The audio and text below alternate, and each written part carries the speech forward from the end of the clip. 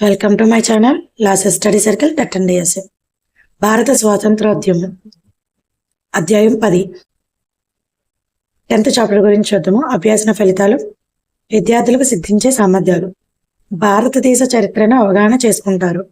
Second point, భారత స్వాతంత్రోద్యమం యొక్క కాలక్రమాన్ని వివరించగలుగుతారు. Third point, స్వాతంత్ర సమరయోధుల త్యాగాలు ప్రశంసిస్తారు. ఒకనండి లెసన్లోకి వెళ్ళిపోదాం. భారతదేశ పోరాటం. భారతదేశం చాలా గొప్పది. చంద్రగుప్త మౌర్యుడు, అశోకుడు, సముద్రగుప్తుడు, అక్బర్, షాజహాన్ వంటి గొప్ప రాజులు, చక్రవర్తులు ఈ దేశాన్ని గొప్ప దేశంగా తీర్చిదిద్దారు. అందమైన కోటలు, కట్టడాలు, ఆలయాలు నిర్మించారు. నలంద, తక్షశిల లాంటి గొప్ప విశ్వవిద్యాలయాలను నెలకొల్పారు. చరిత్రలో వివిధ కాలంలో మన దేశం గణితం, వైద్యశాస్త్రం, విజ్ఞాన శాస్త్రం, శస్త్రచికిత్సలు, లోహశాస్త్రం, కళలు, సాహిత్యం మొదలగు రంగాలలో గొప్పగా రాణించింది. ఇవన్నీ భారతదేశాన్ని ప్రపంచంలో గొప్ప దేశంగా తయారు చేశాయి. విదేశీ వాళ్ళు వారి వ్యాపార విస్తరణ కోసం మన దేశంలోకి ప్రవేశించారు. ఆ తరువాత కాలంలో అరబ్బులు, దండయాత్రలు, ఐరోపా వారు మన దేశాన్ని బలహీనపరిచి భారతదేశాన్ని వారి పాలన కిందకు తెచ్చుకున్నారు. ఓకేనండి. నలంద, తక్షశిల లాంటి గొప్ప విశ్వవిద్యాలయాలను నెలకొల్పారు. నెక్స్ట్, మీకు తెలుసా చారిత్రక కట్టడాలు. చారిత్రక కట్టడాలు అంటే ఒక వ్యక్తి లేదా సందర్భానికి గౌరవ సూచనగా నిర్మించబడిన ఒక విగ్రహం లేదా భవనాన్ని చారిత్రక కట్టడం అంటారు. తాజ్మహల్, ఎర్రకోట, హవా మహల్, సాంచి స్తూపం మొదలైనవి కొన్ని చారిత్రక కట్టడాలు. ఓకేనండి. సాంచి స్తూపం, తాజ్మహల్, ఎర్రకోట. 1498లో పోర్చుగీస్ నావికుడు వాస్కో డి గామా భారతదేశానికి సముద్ర మార్గాన్ని కనుగొన్నారు. పోర్చుగీస్ వారు, డచ్ వారు, ఫ్రెంచ్ వారు, బ్రిటిష్ వారు ఒకరి తర్వాత ఒకరు భారతదేశానికి వర్తకం కోసం వచ్చారు. బ్రిటిష్ వారు మన దేశంలో ఈస్ట్ ఇండియా కంపెనీని స్థాపించారు. భారతీయ రాజ్యాలను జయించి 1757లో పాలించడం ప్రారంభించారు. సముద్ర మార్గాన్ని కనుగొన్నది ఎవరు? ఆర్డర్ని గుర్తుపెట్టుకుని, పోర్చుగీస్ వారు, డచ్ వారు, ఫ్రెంచ్ వారు, బ్రిటిష్ వారు. నెక్స్ట్ తర్వాత బ్రిటిష్ వారు మన దేశంలో స్థాపించిన కంపెనీ పేరు. భారత రాజ్యాలను జయించి ఇప్పుడు పాలించడం ప్రారంభించారు. ఈ ఇయర్ కూడా గుర్తుపెట్టుకోండి. 1857లో భారతదేశంలో వివిధ ప్రాంతాలలో ప్రజలు బ్రిటిష్ వారి తిరుగుబాటు చేశారు. దీనినే మొదటి స్వాతంత్ర సంగ్రామంగా చెప్తారు. మొదటి స్వాతంత్ర సంగ్రామం ఎప్పుడు? 1857. 1885లో భారత జాతీయ కాంగ్రెస్ ఏర్పడింది. 1885లో భారతీయ జాతీయ కాంగ్రెస్ ఏర్పడింది. భారతీయుల హక్కు కోసం బ్రిటిష్ వారిపై పోరాటం చేసింది. కాంగ్రెస్ ఎందుకు ఏర్పడింది? బ్రిటిష్ వారిపై పోరాటం చేయడం కోసం ఏర్పడింది. ఓకేనండి. 1919వ సంవత్సరంలో మహాత్మా గాంధీ స్వాతంత్ర పోరాటానికి చేరారు. ఆ తర్వాత పోరాటానికి నాయకత్వం వహించారు. గాంధీజీ సహాయ నిరాకరోద్యమం, ఉప్పు సత్యాగ్రహం చేపట్టారు. 1942వ సంవత్సరంలో భారత జాతీయ కాంగ్రెస్ భారతదేశాన్ని వదిలి వెళ్లాలని బ్రిటిష్ వారిని డిమాండ్ చేసింది. మహాత్మా గాంధీ స్వాతంత్ర పోరాటంలో ఎప్పుడు చేరారంటే 1919వ సంవత్సరంలో. ఇయర్స్ని చాలా కేర్ఫుల్గా గుర్తుపెట్టుకోవాలండి. తర్వాత మహాత్మా గాంధీ బ్రిటిష్ వారికి వ్యతిరేకంగా డూ ఆర్ డై అనే నినాదాన్ని ఇచ్చారు. దీనినే క్విట్ ఇండియా ఉద్యమం అని అంటారు. క్విట్ ఇండియా ఉద్యమానికి మరో పేరు do or die. Do or die నినాదం ఎవరిచ్చారు? మహాత్మా గాంధీ. ఓకేనండి.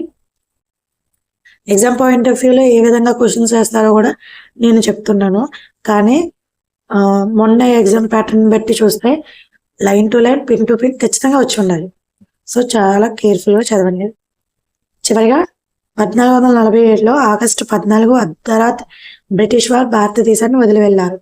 ఈ సందర్భం పురస్కరించుకుని ప్రతి సంవత్సరం మనం ఆగస్టు 15న స్వాతంత్ర దినోత్సవం జరుపుకుంటున్నాము. స్వాతంత్రం వచ్చిన తర్వాత భారత రాజ్యాంగాన్ని రచించే బాధ్యత రాజ్యాంగ పరిషత్ డాక్టర్ బి అంబేద్కర్ నేతృత్వంలో కమిటీకి అప్పగించింది. ఆ విధంగా భారత రాజ్యాంగం 1950 జనవరి 26 నుండి అమలులోకి వచ్చింది. ఆ రోజున మనం గణతంత్ర దినోత్సవంగా జరుపుకుంటాము. జనవరి 26 గణతంత్ర దినోత్సవంగా జరుపుకుంటాము. ఎందుకంటే భారత రాజ్యాంగం ఏర్పడింది ఎప్పుడంటే 1950 జనవరి 26. అది ఎవరు రచించారు అంటే డాక్టర్ బిఆర్ అంబేద్కర్. భారత స్వాతంత్ర్యోద్యమం 1757లో భారతదేశంలో బ్రిటిష్ పాలన స్థాపన. భారతదేశ ప్రజల్ని బ్రిటిష్ వారు పాలించడం 1757 సంవత్సరం నుంచి ప్రారంభించారు. 1498లో యూరోపియన్లు భారత సముద్ర మార్గాన్ని కనుగొనట. తర్వాత 1857లో బ్రిటిష్ పాలనపై ప్రజల తిరుగుబాటు. ఆల్రెడీ మనం ఈ పాయింట్ చదువుకున్నాం. ఇప్పుడు మొదటి స్వాతంత్ర సంగ్రామం ఇప్పుడు 1857. ఓకేనండి. 1885 భారత జాతీయ కాంగ్రెస్ ఆవిర్భావం. ఎందుకు ఏర్పడింది? బ్రిటిష్ వాళ్ళకి వ్యతిరేకంగా ఏర్పడింది. 1905లో బెంగాల్ విభజన, వందేమాతర ఉద్యమం. 1805లో బెంగాల్ విభజన, వందేమాతర ఉద్యమం. నెక్స్ట్ 1919లో స్వతంత్ర పోరాటంలో గాంధీజీ నాయకత్వం. నెక్స్ట్ 1920లో సహాయ నిరాకార ఉద్యమం. నెక్స్ట్ 1930లో ఉప్పు సత్యాగ్రహం. 1942లో క్విట్ ఇండియా ఉద్యమం. 1947లో భారతదేశానికి స్వతంత్రం వచ్చింది.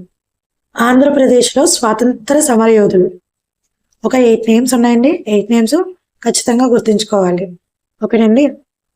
అల్లూరి సీతారామరాజు, దుగ్గిరాల గోపాలకృష్ణయ్య, దువ్వూరి సుబ్బమ్మ, గాడిచర్ల హరి సర్వోత్తమరావు, కొండ వెంకటప్పయ్య, కొనక కనకమ్మ, శ్రీ పొట్టి శ్రీరాములు, టంకుటూరి ప్రకాశం పంతులు.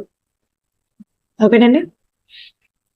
స్వతంత్ర సమరయోధులు అంటే భగత్ సింగ్, లాల్ బహదూర్ శాస్త్రి, బాల్ గంగాధర్ తిలక్, రాణి లక్ష్మీబాయి, సుభాష్ చంద్రబోస్, జవహర్లాల్ నెహ్రూ, డాక్టర్ బిఆర్ అంబేద్కర్, సర్దార్ వల్లభాయ్ పటేల్.